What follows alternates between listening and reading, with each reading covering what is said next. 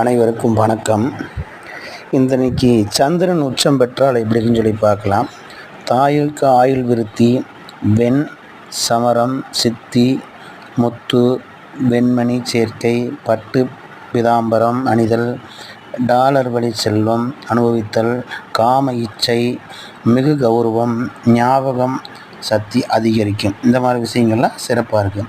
அதே ஆட்சி பெற்றால் தாய்க்கு சுகம், நல்ல குணம், நாகரிகம், சீர் அமைதல், வாசனை பொருள்கள், உகுந்த